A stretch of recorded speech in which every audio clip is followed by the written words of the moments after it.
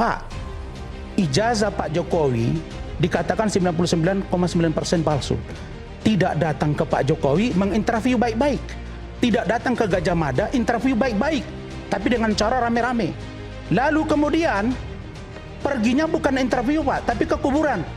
Ini ngaco. Terbit satu buku. Man, saya siap dulu. Terbit satu buku. Nanti saya beri lagi. Saya kan bicara dengan Pak Sobari. Enggak, ya saya Kan orangnya yang punya itu yang harus ditanya akan ditanya. Tapi ngapain nanya orangnya?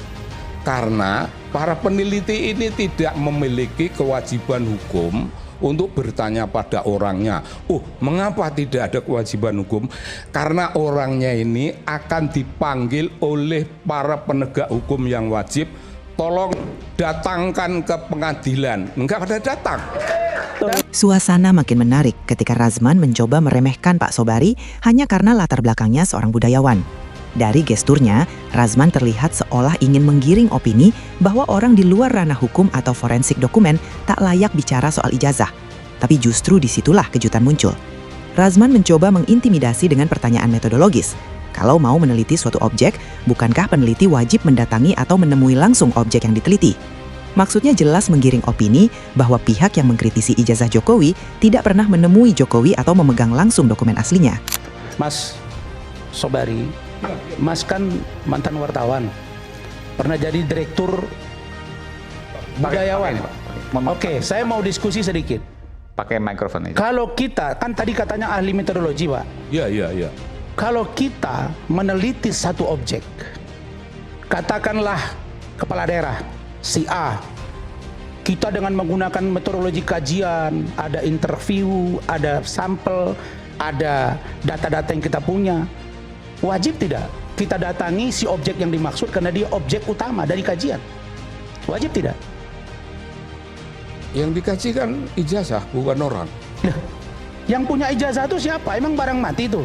Yang tidak ada yang punya? Kan bukan tidak tak bertuan itu. Itu kan milik seorang Joko Widodo. Betul. Wawancarai dong Joko Widodonya, pasti apa tidak? Betul.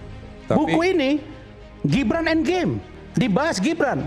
Metodologi wajib tidak mewawancarai. Pak, Bapak dokter, saya dokter. Kita menganalisa dengan tesis skripsi, semua mengatakan objek kajian wajib didalami. Tidak boleh main sekilas-sekilas. Kalau berdasarkan keilmuan Bapak katakan tidak pasti, salah juga Bapak. 2 kali 2 pasti 4. Tidak boleh. Jadi ini menurut saya. Ini ada penulis di sini ngomong sendiri. Bukan, maksud saya, Mas Roy. Terlalu banyak. Kok saya bicara dengan Pak Sobari, kok Anda yang ribut? Ya, oke. Anda ini harusnya kami kasih. Ini kita bicara intelek sekarang. Ya, oke. Pak Sobari tak masuk ke jebakan itu.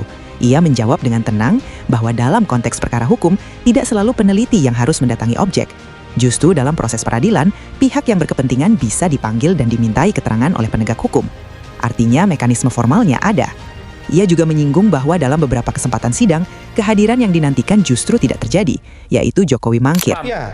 Silakan Pak Sobari. Kalau seandainya iya betul yang diteliti ijazah, tapi yang punya ijazah juga harus diteliti juga dong, diwawancara juga dong. Silakan. Itu soal pilihan. Soal pilihan etik. Bukan kewajiban. Soal pilihan etik. Pertanyaan saya bukan kewajiban. Kewajiban nanti dulu. Karena kalau kita menjelaskan apa yang namanya methodology, itu very long story, long journey. Nah, long journey itu pelan-pelan dulu. Once nanti diperlukan, memang betul diperlukan, orangnya yang punya itu yang harus ditanya akan ditanya. Tapi ngapain nanya orangnya? Karena para peneliti ini tidak memiliki kewajiban hukum untuk bertanya pada orangnya. Mengapa tidak ada kewajiban hukum? Karena orangnya ini akan dipanggil oleh para penegak hukum yang wajib. Tolong datangkan ke pengadilan. Enggak pada datang. Dan sekarang belum sampai ke pengadilan, terus bagaimana mau mendatangkan Pak Jokowi? Yang kedua, Pak Sobari, ya kalian tenang dulu dong.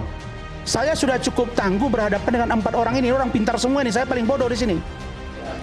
Mungkin tapi sejelek-jelek saya dokter juga bos, pikirkan itu. Dan bukan. Argumen Razman lalu bergeser. Ia mempertanyakan apakah pihak Roy sudah mewawancarai Jokowi, mewawancarai UGM, dan seterusnya.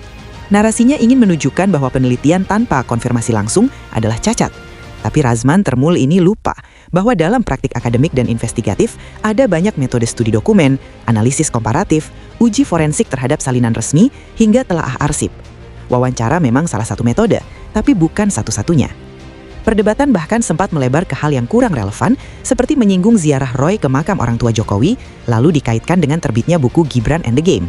Secara logika debat, itu tidak langsung menjawab substansi soal keaslian ijazah. Dalam negeri. Jadi gini Pak Sobari, kalau pendekatan yang Bapak sampaikan tadi, Malaysia kan? sebentar, iya, Malaysia orang kampung saya Bang.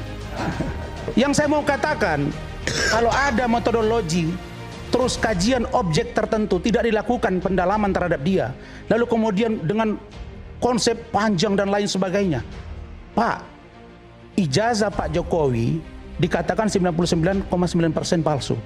Tidak datang ke Pak Jokowi menginterview baik-baik, tidak datang ke Gajah Mada interview baik-baik, tapi dengan cara rame-rame. Lalu kemudian perginya bukan interview Pak, tapi ke kuburan. Ini ngaco. Terbit banget, satu kan? buku. Man, saya siap dulu. Terbit satu buku.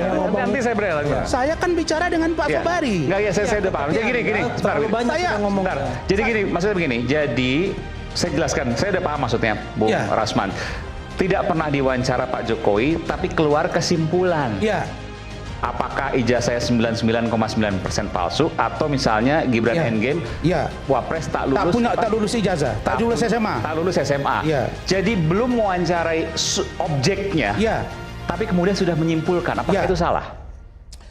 Yang namanya objek itu memang bukan manusianya. Bukan manusianya. Walaupun pemiliknya adalah manusianya. udah ngawur ini. Pemiliknya boleh dijadikan objek wawancara. Tapi dalam jangan bilang ngawur. Saya mengerti metodologi. Yang menarik, Pak Sobari tetap bertahan pada inti masalah, transparansi dan pembuktian. Ia tidak terpancing untuk menyerang balik secara personal, melainkan mengembalikan diskusi pada pertanyaan dasar. Apakah dokumen yang dipersoalkan sudah diuji secara terbuka dan konsisten? Akhirnya yang terlihat di ruang debat bukan sekadar adu volume suara atau gestur emosional, tapi soal siapa yang mampu menjaga fokus pada substansi. Karena semua itu sudah dilakukan. Itu semuanya sudah Tapi dilakukan. belum mewawancarai yang pemiliknya ijazah tersebut. Lalu kesimpulan sudah ditulis. Apakah itu salah? Tidak salah.